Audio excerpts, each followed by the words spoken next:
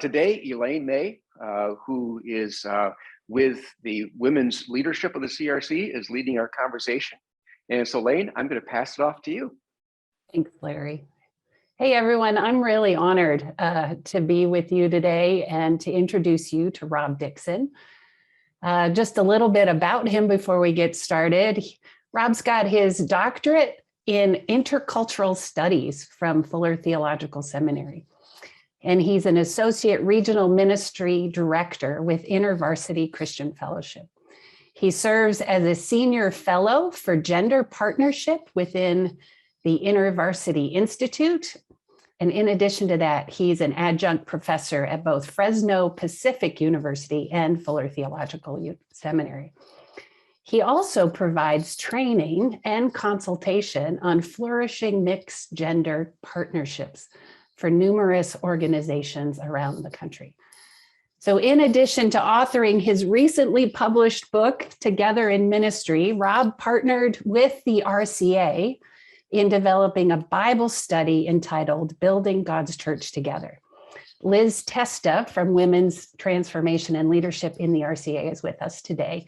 And she's going to introduce and invite you to join us on a learning journey using that resource, Building God's Church Together. You'll hear a little bit more about that later in the webinar. Now, it's our mutual desire to provide you with resources to welcome the gifts of all people in the church. Now, that's going to look different from ministry to ministry. Our contexts are different, but we share a calling and a commitment to participate in God's mission. Men and women flourishing in ministry partnerships is fundamentally about the mission of the church. And it's about leveraging our combined gifts and contributions for gospel witness and advancing God's kingdom together.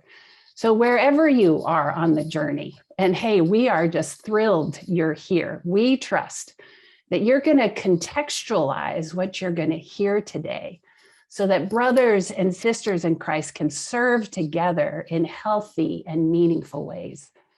Rob's going to spend the first portion of the webinar presenting a model that he's created for mixed gender ministry partnerships. And as he does, like Larry said, drop your questions. We're going to have some time to have a conversation in the second half of the webinar. And with that, I'm going to pass it off to Rob. So Rob, thanks so much for joining us today. Really glad you're here sharing what you've learned. You bet. Elaine, thanks. Larry, thanks for having me. It's a joy to be with you all. And thanks to you all for investing an hour in this topic. Really grateful to have the crew. I put a file in the chat. And if you have access to that, that would be great. It would help you follow along and track with what's going to be a lot of information in a short amount of time. It has been a joy. Let me say one more thing. It has been a joy to get to know Reverend Liz and the RCA. And I'm so happy that's sort of spilled over now to the CRC. And so I feel like I'm making the rounds. It's been fun to learn your acronyms, your culture, your vocabulary, all of that. So it's been wonderful to enter in, and everybody has been so hospitable. So grateful for this opportunity today. I'm Zooming from Central California. In addition to everything Elaine said about what I do, the thing you should know about me is I'm a dad and a husband. My wife, Amy, and our 4 kids. We live here in Fresno, California. I don't know what your perceptions are of Californians. Maybe you think of surfing and the beach. That's not us here in Fresno. So we are in the Central Valley of California. We're the place where your fruits and vegetables come from. And I'm 2.5 hours from a beach, although I do wear flip-flops from time to time. So maybe that helps the California picture a bit. Our topic for this morning's webinar is near and dear to my heart. It's increasingly a passion, a burden that I carry, and am eager to jump in. Over my 25 plus years in ministry with InterVarsity, I've spent a lot of time working in a mixed gender, and that's the terminology I'll use, a mixed gender kind of space. So what I mean by that is women and men working alongside one another to advance God's mission. So in my experience, I've had women supervising me, I've had women that I've supervised. I've had women as peers, long-term partnerships, short-term partnerships, all of the above. That's been my lived experience. And over time, that started to become something that I was curious about. How can we help these partnerships be places of flourishing? And so that led me to study at Fuller, like Lillian said, and here we are today. And I'll say more about that as we go along. So I'm fully invested in the project of helping partnerships between women and men in God's church become all that God wants them to be in whatever context I find myself. As we enter into the webinar, I think it would be helpful for you all to have two things in mind. So I want to kind of guide you to have a little bit of reflection before we jump into the model. Number one, where do women and men work together in your ministry context? So think about your ministry space, your church, your organization, workplace. Where do women and men work alongside one another in your context? Where are they partnering in ministry? Depending on your community's theological position, like Elaine said, the particular context may look different. So for some of you, women and men may work together at the highest levels of leadership. So on the executive leadership team or on the elder board. For others, and I think actually for every congregation represented on this call, women and men work together every day at the lay levels. So they work together on the worship teams or the hospitality teams, or they work together on Sunday school teaching teams. So be thinking about that. Where in your context are women and men working together in your ministry? That's the first thing. The second thing that would be helpful to have in mind as we enter into the webinar is I'd encourage you to remember a mixed gender partnership, ministry partnership, that has been a gift to you. Maybe it's one that you were in years ago, maybe it's one you're in right now, but it's one where you're working with someone of the opposite gender and it's just a blessing to you. It's life-giving, it's a joy. Remember that, bring that to mind, recall that to mind. And I think it will be helpful to have that in your mind as we enter into the model. To get you somewhat at least active and engaged, let me encourage you, put in the chat, if you would, what about that particular partnership that I'm asking you to remember, what about that partnership was life-giving? So what about it was joyful for you? What about it was a gift and is a gift to you as you think about it? So go ahead and put that in the chat if you'd like. So here's what's ahead. I'm going to attempt, mutual respect, that's great. I'm going to attempt to present 4 years worth of qualitative research in 20 minutes. Did you hear that? 4 years worth of qualitative research in 20 minutes. Pastoral word to you, it's going to be a lot. Okay, it's going to be a lot. So to help you process, let me give you a couple of things. So one, the handout. I think having that on your screen, if you're able to print it, that'd be fine too. But having that in front of you will be useful. These are great notes in the chat, by the way. So I think the handout will be useful for you. The other thing would be, I'm going to use a PowerPoint at points to just highlight some of the things I'm talking about. And then let me give you a word of advice that comes from past webinars. So one of the things that's worked for groups in the past is when I run through my 10 attributes for what make partnerships flourish, people have given themselves a really quick letter grade. So like, I don't want to take you back to high school or something or college, but like an A, B, C, D, plus or minus is okay. But it's just a way to synthesize quickly where you or where your community is at on each of those attributes. And then you can go back later and try to understand kind of what was going on for you with that grade. So that's just a tip. You feel free to use that or not, but that's one way that's been helpful in the past.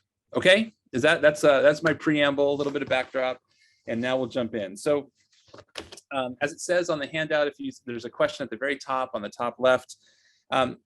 When I walked into my program at Fuller, I was wondering what attributes make up healthy or flourishing partnerships between women and men in the context of ministry within InterVarsity, my context, right? So I was looking to deconstruct. I'd had a bunch of really wonderful relationships, partnerships, but like, what about them what about those things made them work? And if we could figure out the building blocks, then we can train on those building blocks and help people across the organization build flourishing partnerships. So that was kind of my mindset. and the question I brought into my research.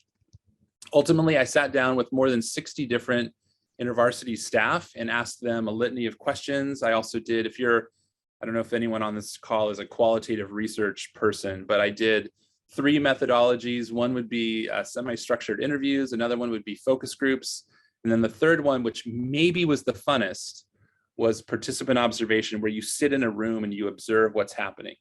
And so I would go to meetings and watch the gender dynamics in play. So 60 different staff workers informed this, and ultimately what came out of that is what's on your handout. So a Venn diagram, which Venn diagrams, their strength is that they capture the interconnectedness of various attributes, and that's true in the model. And so that's what you have there in front of you. Now, quick orientation to that. This is more the 10,000 foot view, and I'll get into the weeds.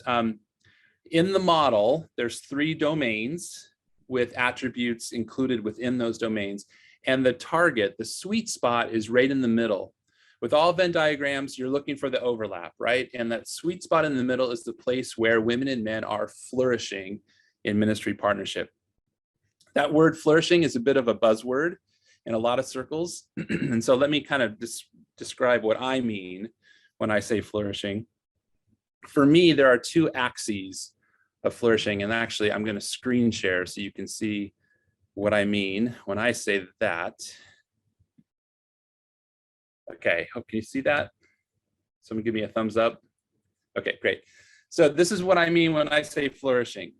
So first of all, that partnership between women and men is personally satisfying. That's the first sort of axis of flourishing.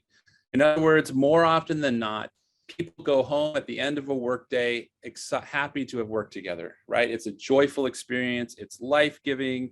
It's a partnership that is encouraging, mutually satisfying partnership, right? That's one axis of flourishing. The other one is it's missionally effective. In other words, the product is more effective, whatever the product is, because of the working partnership, right? And I think in our context, right, that would be more people coming to know Jesus, more people joining our churches, more people, more evangelism happening. All of the things that you long to see are catalyzed and expand because of the partnership. So those 2 axes of flourishing, and a 2x2 matrix like this helps us think about what's happening when stuff is there or not. So when personal satisfaction and missional effectiveness are low, I just put the word why in the box. Why would you want to be a part of a working partnership where it's not personally satisfying and nothing's happening because of it, right? When personal satisfaction is high and missional effectiveness is low, then you're friends.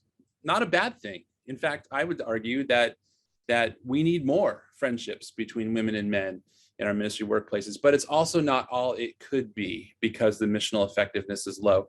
If you go to the lower right box, when missional effectiveness is high and personal satisfaction is low, then your coworkers, again, not a bad thing.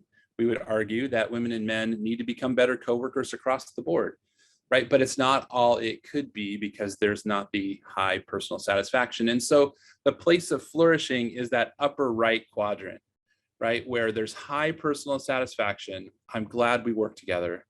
And where there's high missional effectiveness, because we work together, the mission of God expands. So we're looking for those kinds of partnerships. When I say flourishing, what I mean is partnerships that are at once personally satisfying and missionally effective.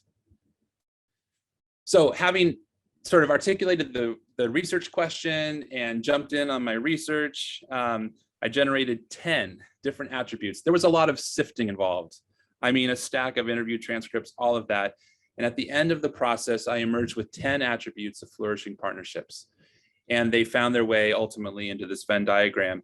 And there's 3 circles on the Venn diagram, as you can see, as you look at your handout. And those would be the 3 domains of flourishing. So the first one is the inner life.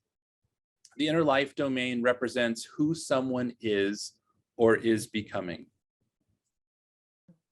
And that makes sense, right? Who you are matters when it comes to how you engage with your environment. Many writers have done that work. I think of Pete Scazzaro or Ruth Haley Barton, who have done this work of how you are internally impacts how you will engage externally, right? And so who we are and who we are becoming will go a long way toward determining whether or not we're going to be a part of a partnership where there's flourishing. That makes sense. So inner life is the first domain. The second domain is the community culture. So the context in which a partnership is situated will go a long way toward determining whether or not that partnership will be able to flourish. If you have a community context that is thumbs up to men and women working together, it's going to be more likely to flourish. If you have one that's resistant, then it's going to be difficult. Again, that makes sense. And then the third domain would be intentional practices. These are the things that people do in order to build flourishing partnerships. So it's those three domains, and there's 10 attributes nested within those three domains. There won't be a test later on this, but I hope you're tracking with that overall frame of the model. One of the things I love about the Venn diagram is that it captures the interconnectedness of it all. And so if you take one of those domains away, then the model collapses. So for example, if you take the inner life domain away, you get lots of action, but without the sort of inner momentum or motivation behind it. You get a lot of action, but without the momentum behind it, and that goes only so far, right? I think without that sort of inner drive to see partnerships flourish, you're going to run out of energy at some point. If you take the community culture circle away, in other words, if the community culture is not open to men and women working together in this way, then you get people with conviction and some skills, but it's like hitting your head against a wall, right? They're unable to express their convictions. They're unable to put their skills to work because the culture won't allow it. And then if you take the practices domain away, then you're in trouble because you have people that want to build partnerships, a community that's open to it, but no one knows what they're doing, right? And so then you've got a problem that way. So there's your 10,000 foot overview of the model. And I hope that's useful as we jump in. Again, I'm going to throw a ton at you. So hang with me. I'm going to walk through these 10 things. Like Larry said earlier, there's going to be questions at the end. You can put those in the chat if you'd like now, and I'll happily stay on and answer those when I'm done. But I'm going to cruise through each one, probably a couple of minutes for each thing, so not too long. 10 attributes. So the first one is a consistent learner's posture. Consistent learner's posture. This one came up really often in my qualitative research. And you know, when you do research on the front end, you can sort of guess, I wonder which attributes are what's going to come up as I do this research. This one was not on my radar at all, but in hindsight, it should have been. Because if you know how to walk in another person's shoes, if you know how to explore their world, if you know how to ask good questions and listen to answers and to enter into their world, then that makes sense that you're going to be more likely to find yourself in a flourishing partnership. I love how one person described this in the research. They said, the goal is the ability of both men and women to be able to describe the other person's reality. Did you hear that? The goal is to be able, for both men and women, to be able to describe each other's reality. And I love that picture because it sets a really high bar for this. If my inner world is motivated to understand another person's experience, I'm going to do the things that will allow me to fully understand the other person's reality. So there's barriers to walking in other people's shoes, right? We're too busy, I think, sometimes to do that effectively. Maybe we're apprehensive of what we might discover. Maybe we're reluctant to reciprocate. I think if you walk in another person's shoes, you should be willing to let them walk in yours. I think that can be a bit of a barrier. But there's also benefits. Trust goes through the roof. I think there's greater empathy. A friend of mine said one time, I care about the things I know about. I think that's true. The more we understand someone's experience, the more we're going to care for them, the bigger our heart gets for that person. And then I think there's the benefit of walking in another person's shoes, expressing learner's posture is an antidote to the scourge of loneliness, which I think too many ministry leaders feel. So a couple of thoughts as you think about adopting a learner's posture with the men or the women in your life. The first thing is, I think you want to ask thoughtful questions. We want to become excellent question askers. And the first question you should ask is it okay if I ask you these questions? You should get permission, I think, to walk in another person's shoes. They're still their shoes. So you ask thoughtful questions, and then you choose to listen, which I don't know about you all, but my mind is always going 9 different places at once. And so the challenge for me and the invitation, I think, is to be fully present to the person I'm with. Can you be fully present with your ministry partner? I hope so, right? But that takes discipline, I think. And then the third thing would be to reflect on what you hear, to listen, to really listen and reflect on what you hear. I have one of the staff that I lead, a woman. We've been working together for 2 years or so, and she's been telling me what it's like to be in her world. And I've been so grateful for her openness and her candor. And I've listened, and I choose to make space to reflect. Like I go after we're done meeting and I sit and listen and pray based on what I heard. And not too long ago, I circled back around about 2 weeks later, maybe I came back. How is that going? Simple question on my end, but it was such a gift for her. Why? Because it communicated to her that she had been heard and seen and received, right? So that's the first attribute, a consistent learner's posture. We take on this learner's posture as we relate to our ministry partners. The second one, I'm going to keep rolling again, and it's killing me a little bit not to pause for questions, but we'll get that at the end. The second one is a theological conviction around gender equality, a shared theological conviction around gender equality. So 3 findings came out in the research around theology, and I don't need to tell you all this. Theology really matters, right? Theology done right is a lens through which we interpret and view our world. Theology matters, and 3 findings came out in my research. Number 1, women and men, if they're going to be in a flourishing partnership, need to be on the same page theologically. That makes sense. It'd be hard to partner with someone that had a different perspective on women in leadership. The second thing that came out in the research was this idea that women and men need to embrace a theology, for there to be flourishing, to embrace a theology that welcomes the full participation of women in leadership. At least in my context, often that theology gets a label, and the label is egalitarian theology. That may not be common language, but it's this idea that women and men are on equal footing, and all offices in the church or the organization are open to women. The third piece that came out in this theological attribute was this idea of conviction, that women and men need to carry this as a conviction, not just like a belief or like an intellectual assent. Yeah, that's a good idea. But this idea of conviction marries or couples belief with action. Conviction says, I believe it and I'm going to do something about it. I was interviewing one woman and she said to me at the end, look, I can only partner with a guy if I know he is down with the cause. That was her colloquial way of capturing that. What she means is, I'm looking for someone to work with that has a conviction about this. It's not just something they believe, and move on. So let me say this about the theology piece. I like to encourage, when I do these webinars and training, I like to encourage everyone to keep pressing in to the theological exploration on this topic. I have yet to meet someone that is fully formed theologically. People have convictions, but that are done wrestling with the theology. In fact, I actually think that theological fluency on women in leadership is pretty low. I think there's room in all of the congregations you represent and others in the CRC and the RCA to keep pressing into this. And one way to do that would be some of the stuff that Liz is going to talk about at the end of the webinar. So let me just encourage, create safe, well-curated spaces for your people to wrestle with the theology. Let me show you a quick picture here. A few years ago, I was tired of people having a great experience working with the other gender, but not having the theology to support their experience. And so I created a week-long seminar called Women in the Bible. And this is a picture of a group of college students. My colleague Tina and I led them for a week. We explored all the passages.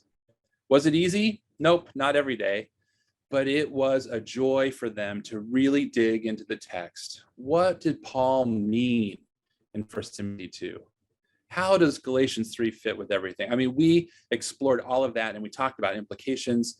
So let me just encourage you, as you think about your situation, your context, your scenario, what could it look like to create space, safe space, well-curated space for people to explore theologically? So that's my second attribute. My third one is an awareness of gender brokenness. Awareness of gender brokenness. So this idea came out in the research again and again that women and men both have brokenness inside of us, and we need to work that through. And when women and men are working on their gender brokenness, I'll define that in a second, they're more likely to be a part of flourishing partnerships. Another way to put it is self-awareness matters, right? And so as I interviewed men, they talked a lot about the things you would suspect, right? So issues of lust or issues of pornography or this idea of objectifying women. Women talked about sort of the other side of that often, the idea that it's really hard and painful to be consistently objectified. And what has that meant for them over time? Both genders talked about this idea of bias, that they have these built-in biases as they think about the opposite gender. And so trying to work through that stuff. That's what I mean when I say gender brokenness. And a question that came out, I don't know, this is a different webinar I was leading a few years ago, where we said, how could we get at that? How can we get at that underlying brokenness inside of us to explore it and to try to find healing? And the question that came out, I'll put it in the chat, a question, like a bit of an examine question. Hold on a second.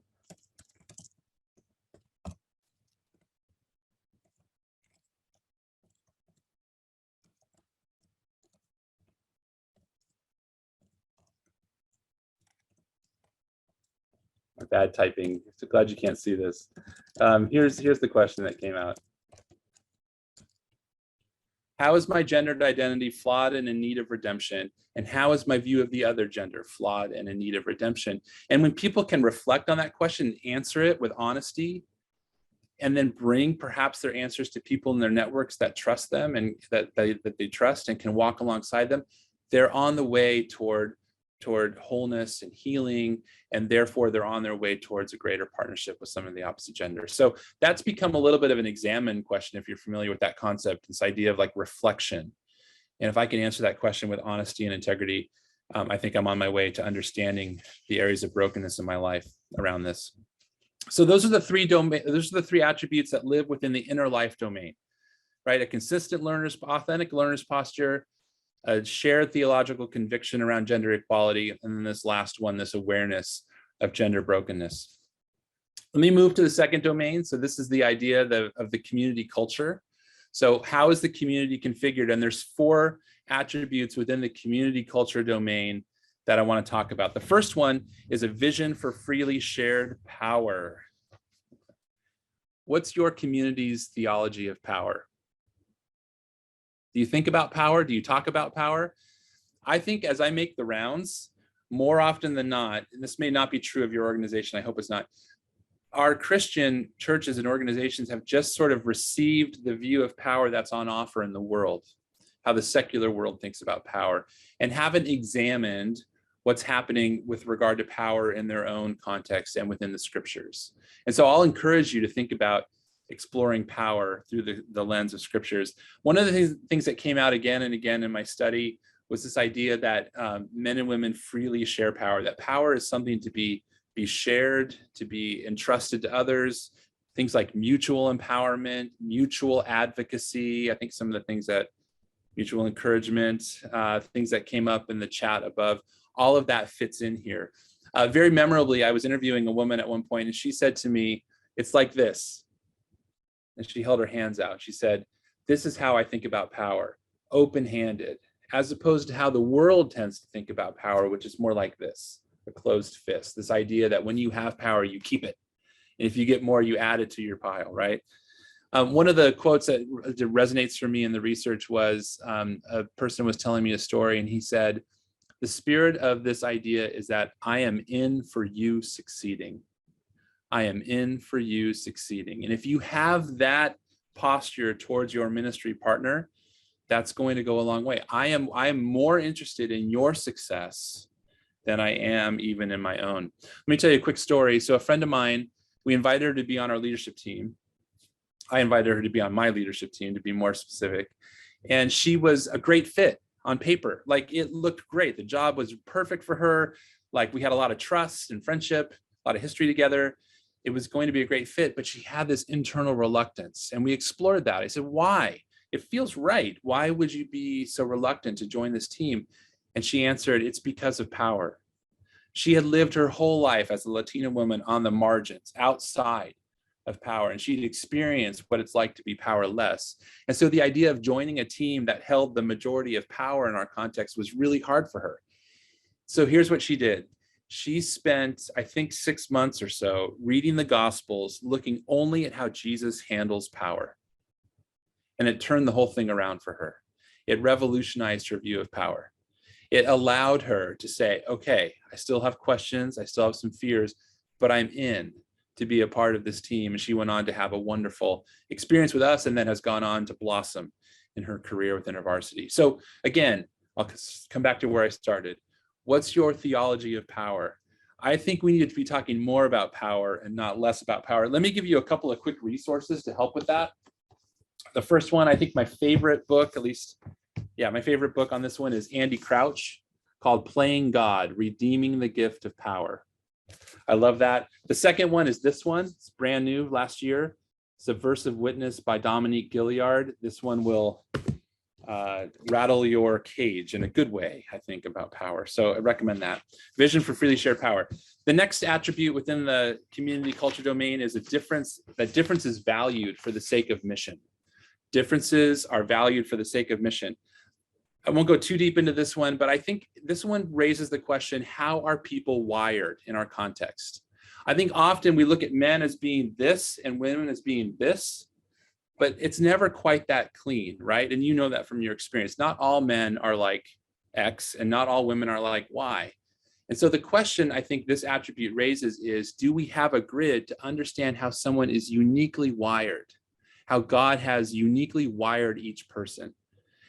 And I always like to say, use all the tools you have. Use your Myers-Briggs tool, your strength finders. I don't know if anyone does the Enneagram. Use all those tools, figure out who people are and how they're wired, and then figure out how to put them to work to advance God's mission. I was interviewing a woman who I'd worked with for many years. She was leaving staff, and I did her exit interview. And I asked her if she had any regrets about her time within her varsity. And she looked at me and she said, I regret spending so long trying to lead like a man. That hurt to hear that. So if we can create a community culture where everyone is free to lead out of who God has made them uniquely to be, that would be a huge win. And that was one attribute that came out in the research. So differences for the sake of mission. A third attribute within the community culture domain is this value for friendship. So this idea that ministry partnerships are also friendships. And that goes back to the two axes of flourishing, right? That there's personal satisfaction. This one, sometimes I get pushback on because there's a lot of literature out there about the importance of work-life balance. And please hear me. I'm not saying we all need to be workaholics and have, no lines between work and life. I do think we need that. But what came out in the research again and again was we're friends. We're not just colleagues, we're friends. So here's a great quote for you that captures this for me. Someone said to me, I care about what's happening in my ministry partner's full life, and he cares about what's happening in my full life. And it's that word full, that really is what stands out to me, because it's not just what he produced last week when he gave that talk or that sermon. It's his full life, his life with God, his family, his hobbies. I care about what's happening in his full life, and he cares about what's happening in my full life. One interviewee told me a story about how he had been recently asked to be a godfather to his ministry partner's child. And he was like, this is the best. I'm so excited. He had all this vision for how to be with that child for the years to come. And that reflects this idea of friendship, right? So what does it look like in your culture, in your context, to really be friends? This is a place where I'll go back to the scriptures. In the New Testament, there is this idea that we are brothers and sisters in Christ. And I think we would do well to reclaim that language and to talk about what that means for us and to really press into that in terms of how we operate in our context. I could say a lot more about that, but let me keep going. So that's friendships. The last one within the community culture domain is this idea that communities have a radar for observing and seeing under the surface subtle but powerful negative gender dynamics that marginalize women. So the reality is, and I think you'll know this when I say this, the reality is there are dynamics going on in our context every day small things, subtle things, but potent things that push women to the margins. Maybe you've heard the term mansplaining being thrown around sometimes. That would be an example of what I'm talking about. A colleague of mine has done some research and identified 27 different negative dynamics, and maybe I can find the link to that and put that in the chat, but they're out there. Let me give you a couple of examples from the research that capture how people have mitigated these dynamics, because that's the key. If you have a radar to see them, then you can work to mitigate them. So I went to a staff meeting one point and I sat and I watched the training, and there was a mom that brought her baby for the very first time to the meeting. And she had told me beforehand how anxious she was about this. Would the baby cry? Would she be able to engage? Over the course of the 8 hours this team was together, I watched every single staff in the room take turns holding that baby. Now, when the baby started to cry or fuss, or certainly when there was a diaper, the baby went back to mom quickly, right? But you get my point. What that communicated to this woman was, we're glad you're here. You're welcome here. Not only that, we're glad your child's here. Your baby's here. One other quick story. A person told me about an Urbana missions conference. Maybe you've heard of that. InterVarsity runs these Urbana missions conferences that we have for years. And she, at the end of a particularly successful conference, InterVarsity decided to get a gift for every staff in our organization. Do you know what they bought? Neckties. There's a woman on this team, and I'm interviewing her. This is probably 40 years later. And she tells me the story where her supervisor got a box of neckties from our national office and was like, okay, most of the people on this team are going to be okay with this, but I have this woman on my team. What am I going to do? She tells me that he went to every department store in his town looking for a scarf that approximated the pattern and the color of the ties, and he found one. And so when they went around, he passed out the ties, great job at the conference, and he gave this scarf to this woman. And she looks at me 40 years later and she says, I still have that scarf. So when we can look ahead and see the negative dynamics coming, then we can do something about it. We can mitigate them. And that's this fourth attribute within the community culture domain. Okay, last domain. So hang with me. This is the intentional practices one. There's 3 attributes here. The first one is communication. So I referenced earlier, when you start research, you ask yourself, what do I think is going to be in the final product? This would be one I would have guessed. This is probably as close to being a deal breaker as any in my model. If you can't communicate well, abundantly, then you're going to have a tough time building a partnership across the gender line. And so people talked about quantity of communication and quality of communication. So quantity was, we're talking from the very beginning to the very end of our partnership. And we do frequent debrief. Quality is we deal with conflict, we deal with things that are awkward, we talk about topics that are challenging, often considered taboo. Here's something I've realized in working with 20-something leaders. I used to assume that when they came into our ministry, folks knew how to communicate. I think that's a bad assumption anymore. Today, people communicate using this, right? And so we need to teach our people how to do the basic building blocks of communication, how to have eye contact, how to paraphrase for understanding, how to ask a good question and listen well to the answer, nonverbal engagement in terms of communication. I think we need to be more proactive about teaching our people how to do that. And if we do that, I think there's more likely that women and men will be able to partner well together. And I think one other thing on this communication, we have to push through the awkwardness. I think women and men, we haven't trained people how to communicate well, and it usually starts early on in churches. And so we have to push through the awkwardness. The good news is, as we learn how to communicate as women and men, I think it will get easier over time. We will normalize this idea of communicating. Okay, so that's one domain within the intentional practices. Another skill is this idea of boundaries. So I don't have time to do a whole unpacking of the Billy Graham rule. We can talk about that if you'd like in Q&A. But the Billy Graham rule basically has governed how men and women operate in the church. Billy Graham had a rule that he would never be alone with a woman that wasn't his wife. And that's basically how we've operated. There are some unintended negative consequences to the Billy Graham rule, and that's what came out in the research. It deprives women of agency. It relies on this narrative that, you know, men and women can't control themselves. There's a few other negative consequences. And so folks said, in light of how damaging a strict adherence to the Billy Graham rule can be, is there another workaround? And what they came up with in the research was contextualized boundaries. So what works for each one of us in our unique partnership, given who we are, and this is where it's going to be challenging, have a conversation about that. Push through the awkwardness to have a conversation about boundaries, and then live those boundaries out with accountability. That's sort of the remedy to work and do this. So boundaries themselves aren't bad. The question is, can we have boundaries that are tailored or contextualized for each ministry partnership? You may have questions about this when you want to ask me, so do that when we get to Q&A.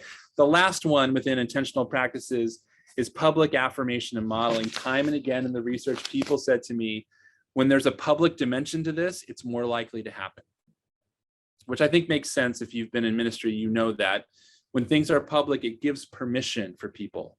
So for example, 2 people I met with told me stories about 2 or 3 other partnerships above them on the org chart that they could point to.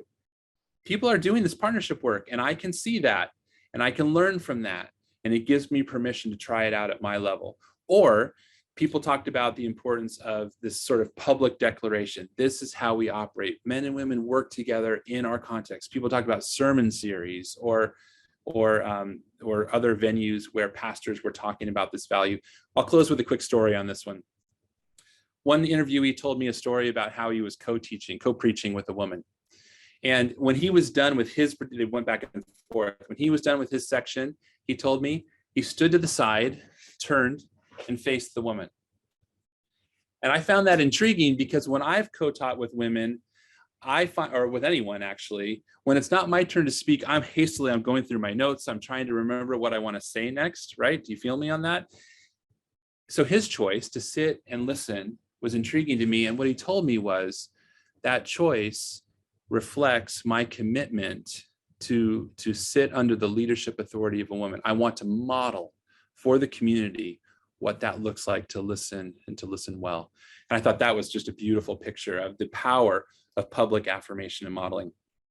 Last thing I'll say, and then I'll do questions. People ask me sometimes, are there any themes that run through all 10 attributes in the model? And I think for me, the 2 themes that do that, one is intentionality.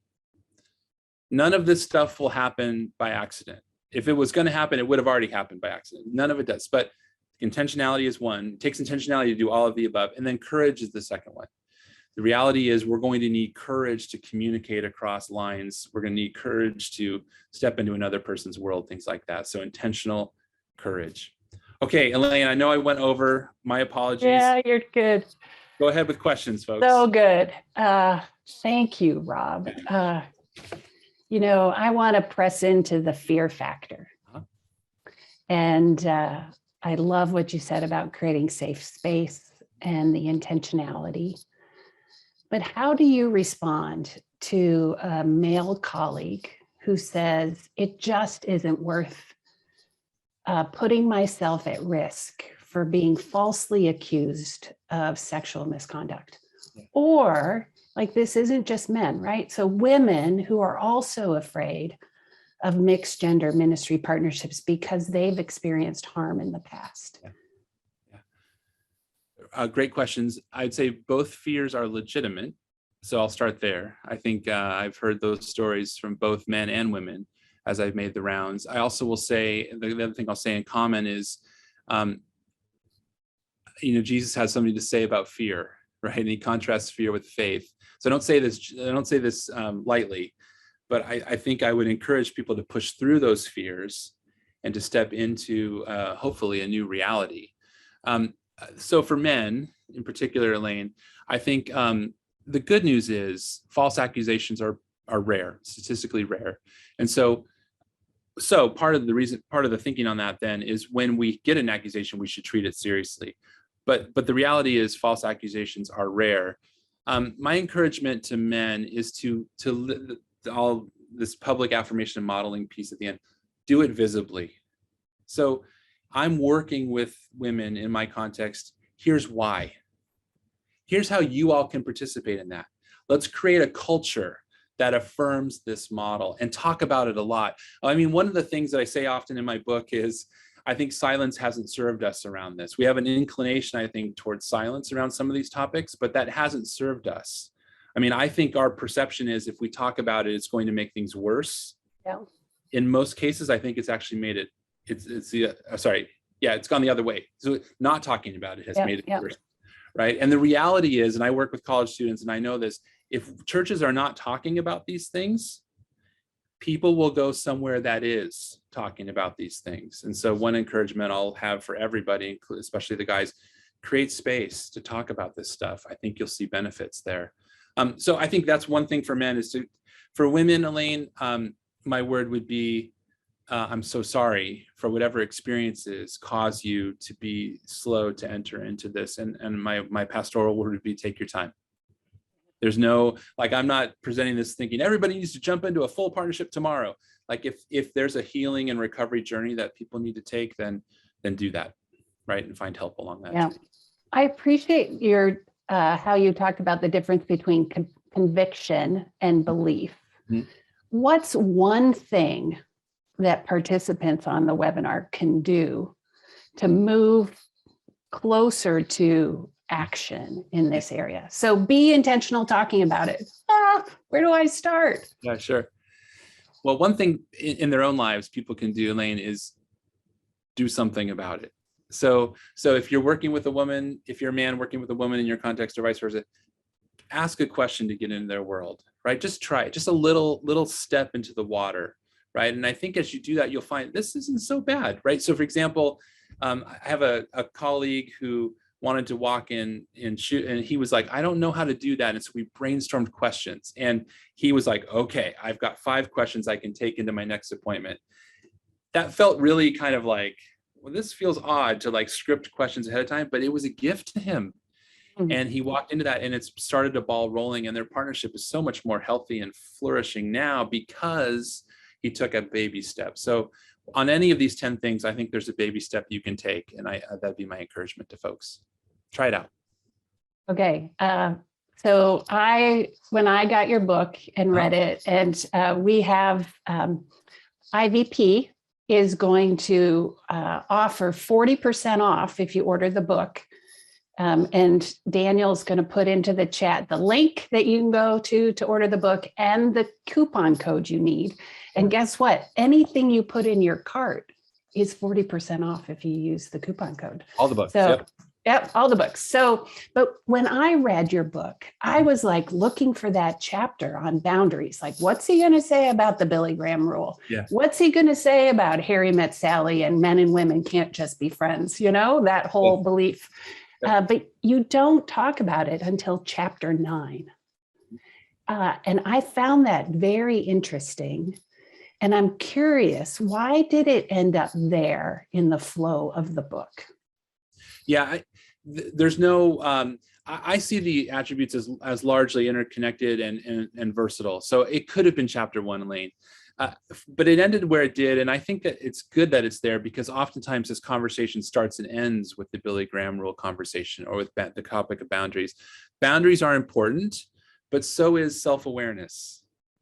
And actually, I see those two things going hand in hand, right? So if we're going to talk about boundaries, we should, I don't think that should be everything we talk about. We should be talking about how are people growing and developing and becoming more whole as they relate to the opposite gender, right? And that those two conversations are linked for me, actually. And so when I say to a guy, let's talk about boundaries, I first want to say, let's talk about brokenness and how those two things relate to each other, right? So that's where the interconnection comes in for me with the model. Yeah.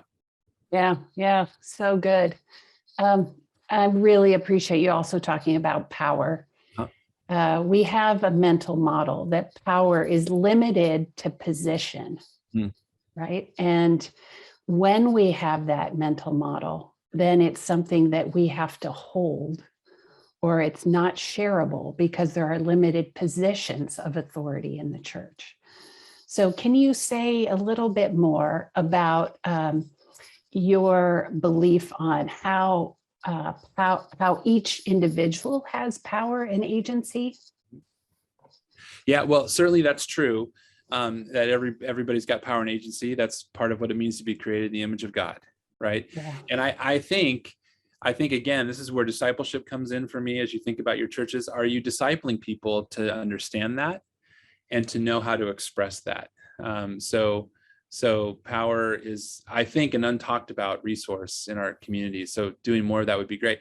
Again, I would love to see, if I had my magic wand and can change how the church operates, it would be, who are you? So who's Elaine?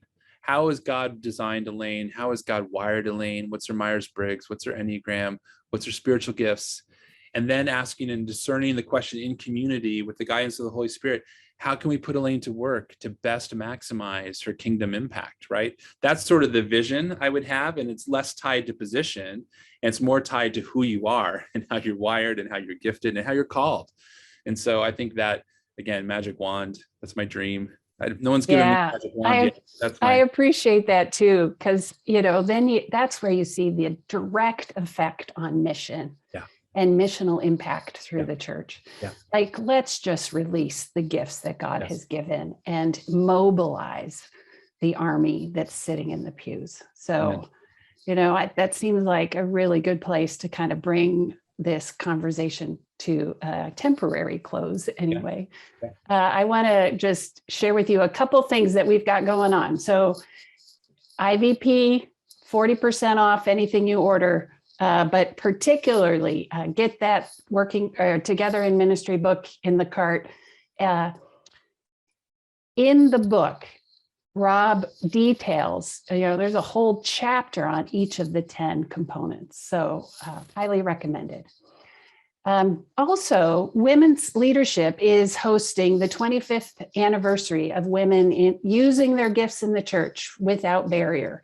And at Inspire, which is a conference that we host in Chicago this year, we're bringing Rob in as well as Ruth Haley Barton. So Ruth Haley Barton's she wrote the introduction in the book. It's so much fun to get you guys together. She's coming the Wednesday evening. We're going to have a banquet of celebration and remembering. And then on Thursday morning, we have a half-day workshop with Rob, and we're going to give him a lot more time to unpack all that he's learned and strategize for the future. What does it look to be intentional and to live out of a place of conviction? So we're excited about that.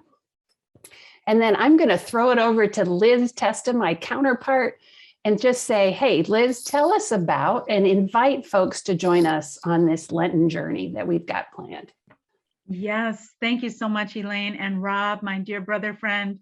It was so wonderful to hear you sharing and expounding, and just to watch all the little different folks on the screens taking notes and listening, because friends, just know that in the Reformed Church in America, through my office, Women's Transformation and Leadership, also now Equity-Based Hospitality, we've been really intentionally thinking about this notion of men and women working together since 2016 into 2017. And it was in July 2017 at a Christians for Biblical Equality conference in Orlando, Florida, where I first laid eyes on the newly minted Dr. Rob Dixon. And that Venn diagram I knew was our ticket to ride, to be able to create a godly, gracious structure, which we call Building God's Church Together, which would be able to help all of our churches, no matter what the context, no matter how they view women and men in leadership, to be able to come together and create healthy ministry environments where gifts can flourish. And just as one of my Guiding Coalition gentlemen members says, why would we want to do mission in the world with one arm tied behind our back? We want everybody freed up to be able to share their gifts and live into their callings, and also for men and women to be in right relationship as part of that flourishing. So to that end, we have been creating, which Rob is very much part of. He's the co-author along with Reverend April Feet of this study.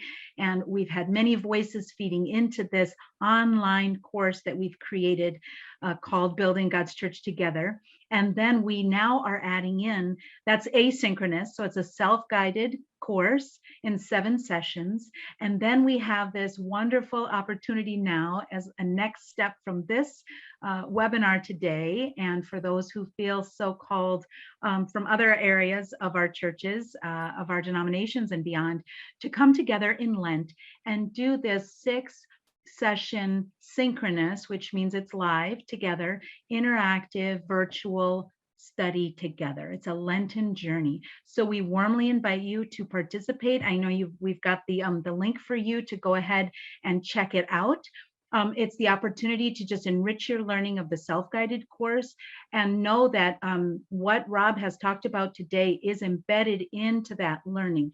And we're also hoping that he will come and be with us live to talk more about all of this as we're going through it. So we hope that you'll join us. There was a discount code there. I'm sure Daniel will drop this into the chat so you can see it as well. But there is a discount. If for attending this course, it's $20 for the course, we're offering a $5 discount. So use that discount code to get enrolled in the course for only $15. You then have access to all of the course material.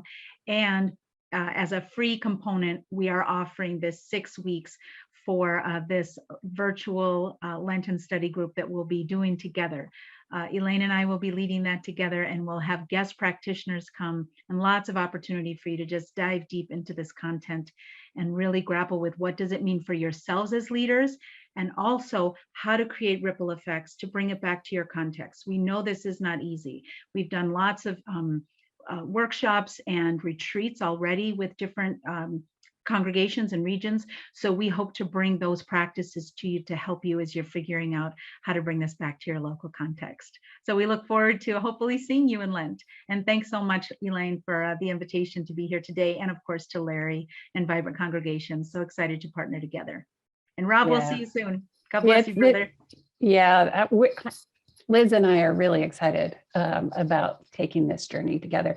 And come on, you get to hang out with Liz and I. It's going to be great.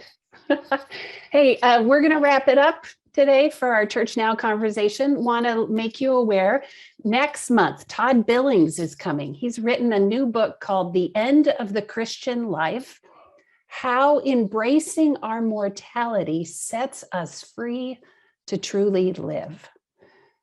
It's going to be another really great conversation. We hope you'll come back next month and join us for that. You'll find information on the Vibrant Congregations website. Thanks, everyone. Bless you.